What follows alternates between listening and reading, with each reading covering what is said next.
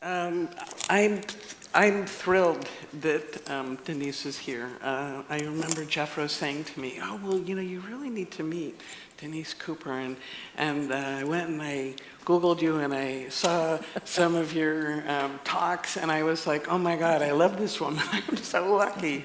So everyone, Denise Cooper, we are absolutely blessed to have her here today. Thank you.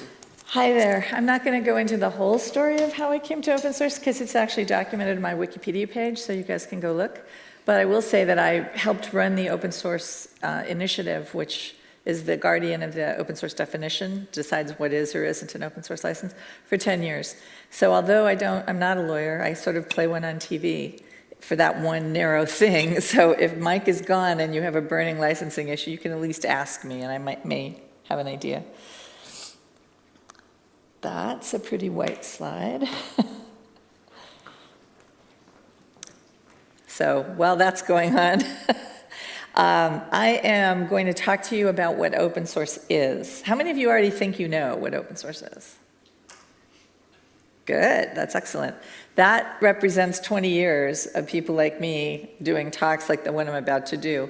But I'm still going to go through what the material that I created because there's some nuance that is usually missed in a beginning understanding of what open source is and what the issues are. And some of the people that are coming after me are depending on me giving you this sort of, level setting understanding. And some of it might make sense and some of it might not. Oh, I'm sorry, Jeffro. Jeff's gonna swap out. Let's see, what can I do while we're waiting? We could talk about we talked about Apache for a minute ago. How many of you know what Apache is? Everybody? Most of you? Okay, just like you already use the GPL, you already use Apache. You already use the GPL because the Linux kernel is licensed under it, so if nothing else happens, you'd be using it every time you touched Facebook, Google, name a modern company, you're touching it, right? But before all of that, Apache and the Apache web server, which was built in the late 90s, and the Apache Software Foundation was actually incorporated 20 years ago this year, created the way the web works. So at one point, something like 98% of all web traffic went through an Apache server. Now that's partly because IBM used Apache as its underpinning for their product, their web server. So, you're already using it. All right. So first of all, I want to talk about transparency. It's the single most important thing in open source. That's because if we can see what's happening, we can trust it. So the minute that you stop being fully transparent, you have to work harder to get your community to agree that everybody's going in the right direction. So we all sort of believe that. You all know about the famous all bugs are shallow to enough eyes. That's because of massive peer review. It's really true.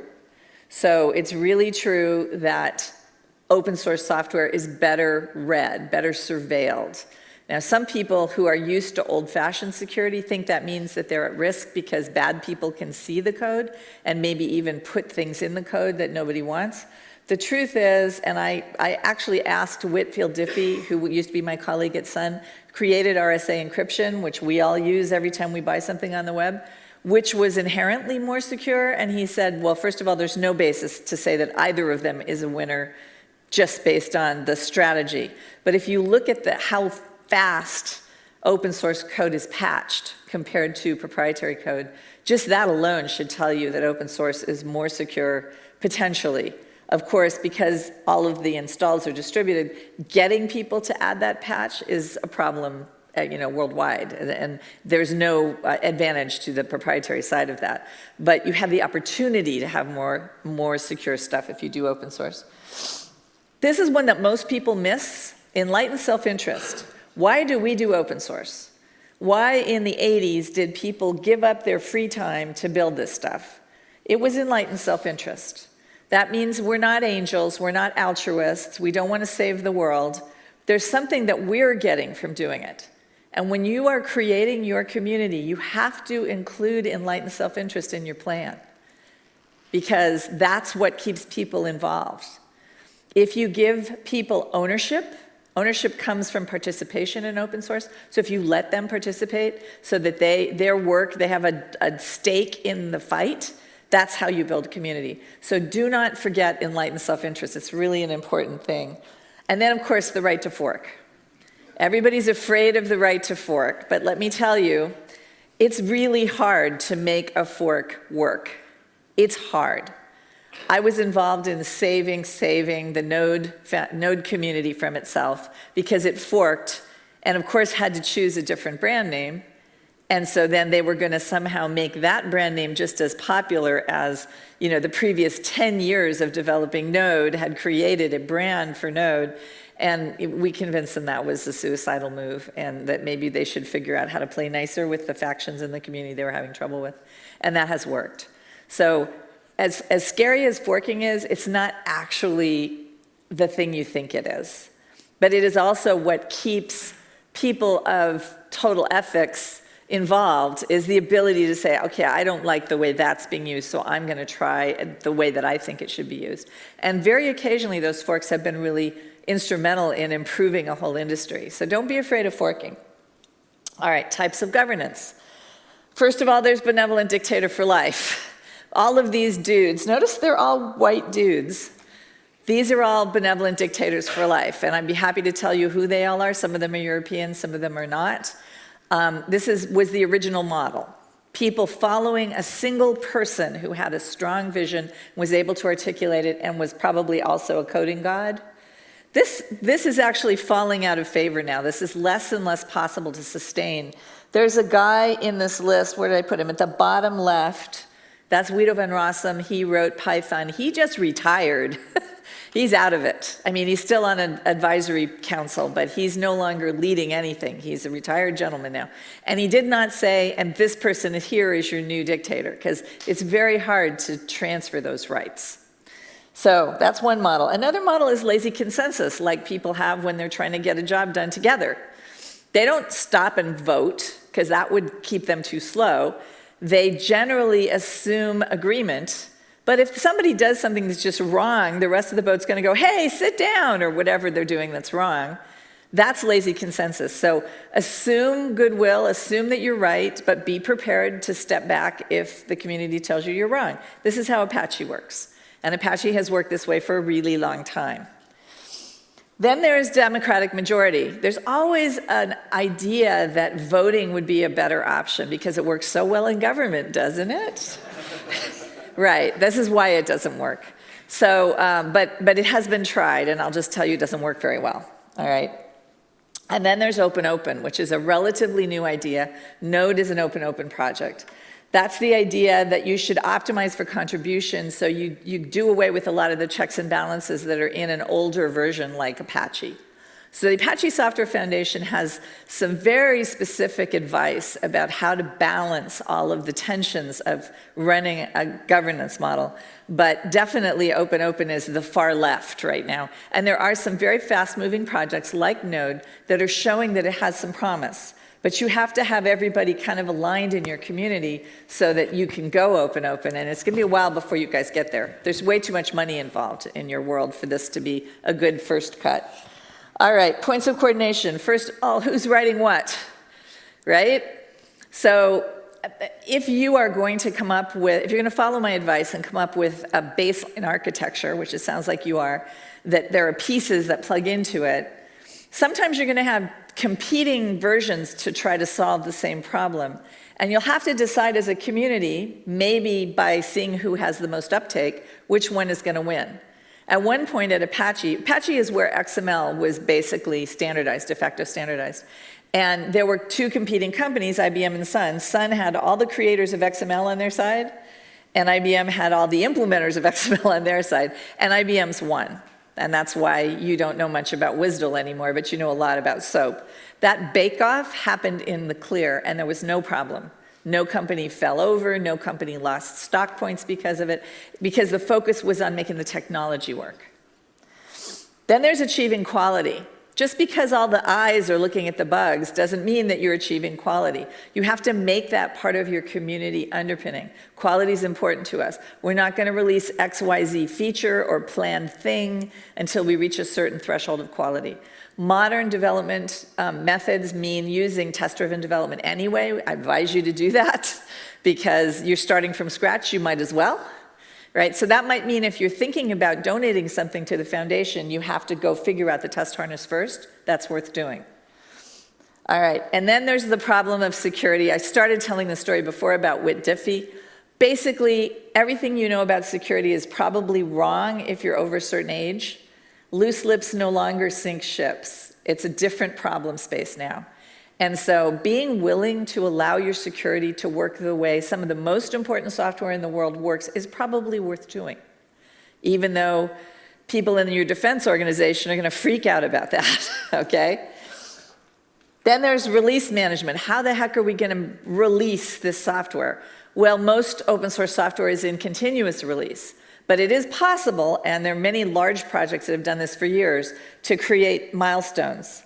Like, this is a version that we're numbering and saying, use this version.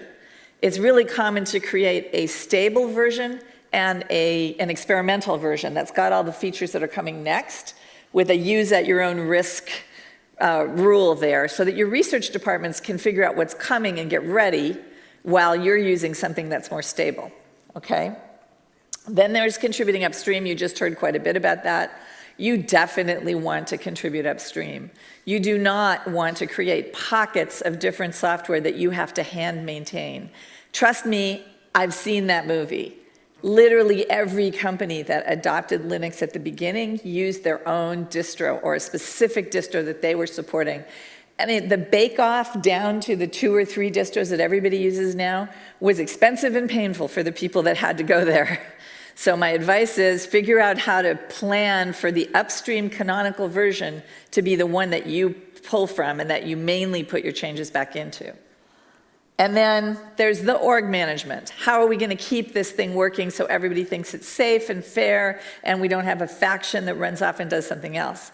How are we going to deal with the fact that eventually, if you're successful, China and India are going to come on board with this effort, but they don't necessarily speak English very well, they don't necessarily understand how to work with you, so they're going to run their own mail lists, and you're not going to be able to see what they say. You know, there's lots of things like this that you have to juggle once you're successful. And then you must think about merit. Again, enlighten self-interest. People stay involved because it helps them somehow. I never have to have a resume again because I have a Wikipedia page. Figure out how to give people merit, reward, individual people.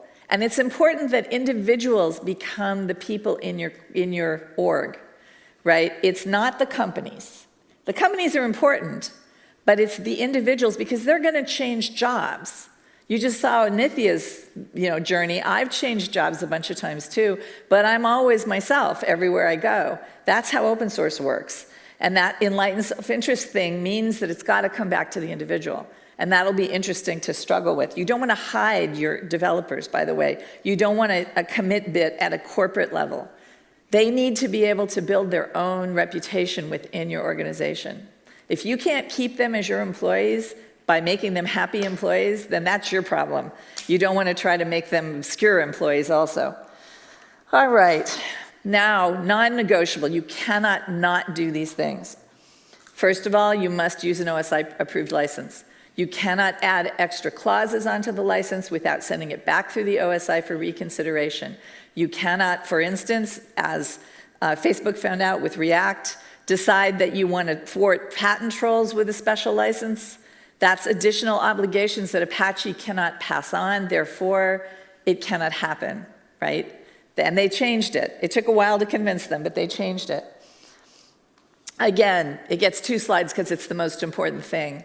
You're going to think you want to have a private list and a public list, and that most of your discussions will be on the private list, and then you'll create a public version. This is a mistake. You've got to flip that. The number of conversations you have on the private list should be vanishingly small. And it should only be about stuff that would be embarrassing to an individual, like Like when you do Shuli's performance review as members, you should do that on the private list. If, not that you're going to embarrass her, but that's just good hygiene, right? But you should not limit conversations about direction of the technology to the private list. You should not decide stuff on the private list and then inform the public list. That is the fastest way to chase your community away. All right, open source is people. I said this before, it's not the corporations, it's people. There are no open source corporations, not Red Hat, not the Linux Foundation.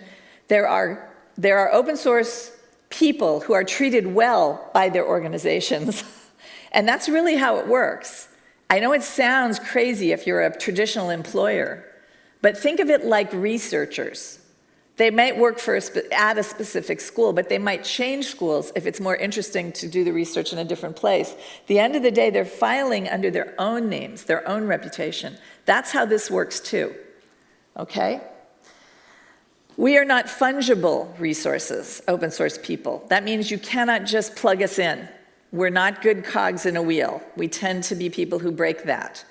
And so just don't try. Figure out how to make it work for us.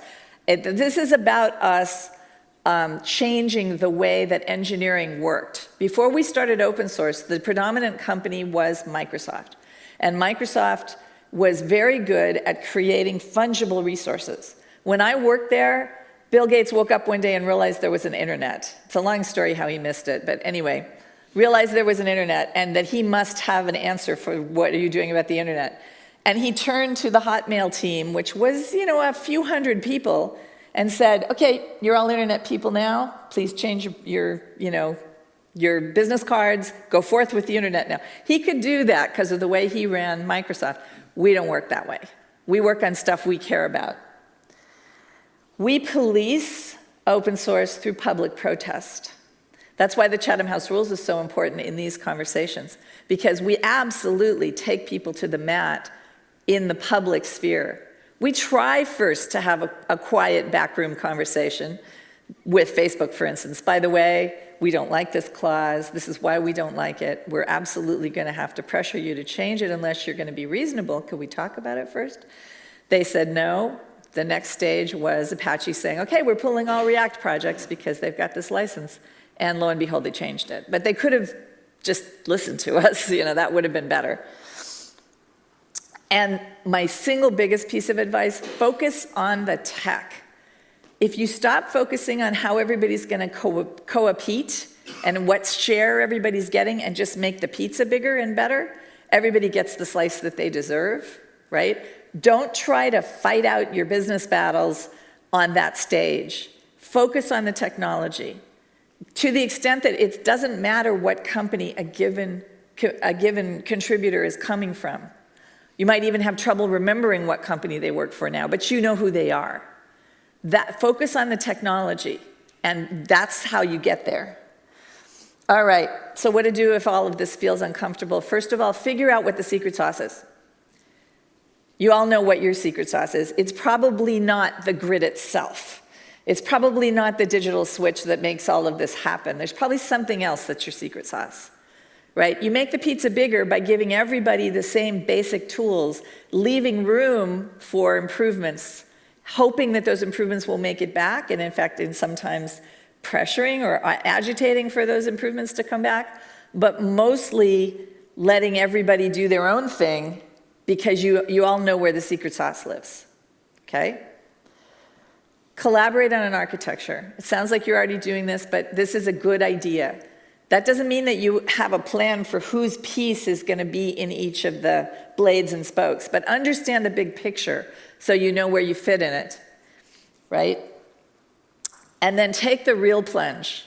Actually jump in together and go all in on this one experiment, one little piece of it. Not the whole architecture, but the one little piece that you're all agreeing you can work on together. See how it goes. Then don't worry about co-opetition. This is a graph that shows you OpenStack. You guys know what OpenStack is? Yes? One of the first cloud architectures, right? OpenStack was a collaboration. Now, there's some stories about how it happened. Basically, a company put a loss leader version of an architecture on the web as an open source project, thinking that it would drive sales of their for-profit thing. NASA picked it up and used it and found a lot of problems and fixed them in the open source version and tried to give those changes back upstream. And the company, which I'm not naming, said, yeah, no, we can't do that. It's going to screw up our business model. So sorry. So they posted it on a public code tree. It was not GitHub because GitHub didn't exist yet. And lo and behold, everybody loved it. And it started an industry. People picked it up and created a whole industry around it because that other company didn't get it, that being the home for the upstream thing is actually a position of power. Okay, but this is all of those colors are different name brand companies that are giving to this thing. This is what co-opetition looks like. And then lastly, you will get burned if you don't pay attention to what open source is, because again, public protest is how we take care of miscreants, right? So this is a famous poster from Microsoft. Now, Microsoft is no longer this company. They're in transition. But there are people who will never forgive them for the 10 years that they tried to take open source apart with misinformation. So don't be this guy, okay? And then this is these slides, these last 3 slides, Stephen Wally and I worked on together today because we felt like there was one more thing to say, and it's about focus. First of all, side conversations are distractions. You think you need side conversations. You need small consortia that are just going to work on one piece over here or one piece over here. You don't really need that, and it's really going to cause problems for your girlfriend, okay? You need to make it somebody's full-time job to grow the community. And when I say you, I mean each company needs to make it somebody's full-time job to make sure that their part in the big play is happening in the right way. That person will almost always get co-opted by the community and the pull of community involvement, and that's a good thing. As long as they're on your payroll, you can keep them from embarrassing you in public, but they'll come back with a distilled version of what the community needs that you're not going to get any other way. So you have to have that. And then I hear a lot about, I need to keep this person or this government or that government out. When I was evangelizing open source to India, they kept saying, oh, this is very good, ma'am, but how do we keep Pakistan from getting these benefits that you're talking about? Yeah, you can't do that. All the boats have to rise or it's not open source. So that means if you're worried now, and particularly if you have government impedance because there are laws around you not being able to share, that's got to change. That's got to change. So, you know, I would say break the law first, if it were me. If your compliance folks won't let you do that, then lobby hard for the law to change, at least as an exception process, right? And there are always ways to work around this stuff. You can always move your folks to a different locale to get them to work on this stuff. In the early days of open source, there was lots of extreme jumping through hoops to get that to happen. It's easier now. All right, that's me, and I'm happy to take questions if there's time, but I'm also here the whole time.